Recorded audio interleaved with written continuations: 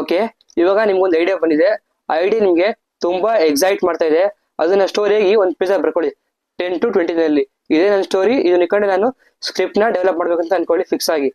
Book ಅಲ್ಲಿ ಬರೀತೀರಾ ಇಲ್ಲ PC system ಅಲ್ಲಿ ಬರೀತೀರಾ, ಇದ್ರೆ ಆನ್ಲೈನ್ ಯಾವ್ದಾದ್ರು ಫೋನ್ ಅಲ್ಲಿ ಬರೀತೀರಾ ಅಂದ್ರೆ ನಾನು ನಿಮ್ಗೆ ಅಪ್ಲಿಕೇಶನ್ ಹೇಳ್ತೀನಿ, ಅದನ್ನ ಟ್ರೈ ಮಾಡಿ. ಆ ಅಪ್ಲಿಕೇಶನ್ ಹೆಸರು ಬಂದು ಜೋಟರ್ ಪ್ಯಾಡ್ ಅಂತ. ಅದನ್ನ ಡೌನ್ಲೋಡ್ ಮಾಡ್ಕೊಳ್ಳಿ. ಫಸ್ಟ್ ಅದರಲ್ಲಿ ಫ್ರಂಟ್ ಅಲ್ಲಿ ಆ ಟೈಟಲ್ ಬರ್ಕೊಳ್ಳಿ. ನಂದು ಸದ್ಯಕ್ಕೆ ಏನ್ ಟೈಟಲ್ ಇಲ್ಲ, ಅದಕ್ಕೆ ನಾನು ಅನ್ಟೈಟಲ್ಡ್ ಪ್ರಾಜೆಕ್ಟ್ ಅಂತ ಬರ್ಕೊಂತೀನಿ. ಅದ್ರ ಕೆಳಗಡೆ ಸ್ಲಗ್ ಲೈನ್ ಯಾವಾಗಲೂ ಕ್ಯಾಪಿಟಲ್ ಇರಬೇಕು. ಸ್ಲಗ್ ಲೈನ್ ಏನ್ ಬರೀಬೇಕು ಅಂದ್ರೆ ಎಕ್ಸ್ಟೀರಿಯರ್ ಇಂಟೀರಿಯರ್. ಆಚೆ ಶೂಟ್ ಮಾಡ್ತೀರಾ ಒಳಗೆ ಶೂಟ್ ಮಾಡ್ತೀರಾ, ಡೇ ಇಲ್ಲ ನೈಟ್, ಬೆಳಗ್ಗೆ ಶೂಟ್ ಮಾಡ್ತೀರಾ ಇಲ್ಲ ನೈಟ್ ಶೂಟ್ ಮಾಡ್ತೀರಾ, ಇಲ್ಲಾಂದ್ರೆ ಅದ್ರ ಪಕ್ಕ ಯಾವ ಜಾಗ, ಪಾರ್ಕ್, ಹಾಸ್ಪಿಟಲ್ ಇಲ್ಲ ರೋಡ್ ಹಂಗ್ ಬರ್ಕೊಳ್ಳಿ. ಹಾಗೆ ಇದ್ರ ಪಕ್ಕ ನಿಮ್ಗೆ ಬೇಕಿದ್ರೆ ಎಕ್ಸಾಕ್ಟ್ ಟೈಮ್, ಈ ಟೈಮಲ್ಲಿ ಕಥೆ ನಡೆಯೋ ಹಂಗ್ ಬರ್ಕೊಬಹುದು. ಅದ್ರ ಕೆಳಗಡೆ ಕ್ಯಾರೆಕ್ಟರ್ಗಳು. ಫಾರ್ ಎಕ್ಸಾಂಪಲ್ ಈಗ ಕ್ಯಾರೆಕ್ಟರ್ ಹೆಸರು ಶರಣ್ ಇದನ್ನ ಹೇಳ್ದ, ಅದಕ್ಕೆ ಕೀರ್ತನ ಇದನ್ನ ಹೇಳಿದ್ರು.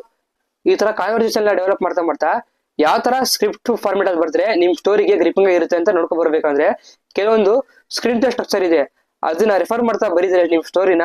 ಆ ಸ್ವಲ್ಪ ನಿಮ್ಗೂ ಒಂದು ಐಡಿಯಾ ಬರುತ್ತೆ, ಹಂಗೆ ಫಾರ್ವರ್ಡ್ ಪುಷ್ ಆಗ್ತಾ ಹೋಗುತ್ತೆ. ಅದು ಯಾವ ತರ ಸ್ಕ್ರೀನ್ ಪ್ಲೇ ಸ್ಟ್ರಕ್ಚರ್ ಅಂತ ನೆಕ್ಸ್ಟ್ ವಿಡಿಯೋ ತಿಳ್ಕೊಳ್ಳೋಣ.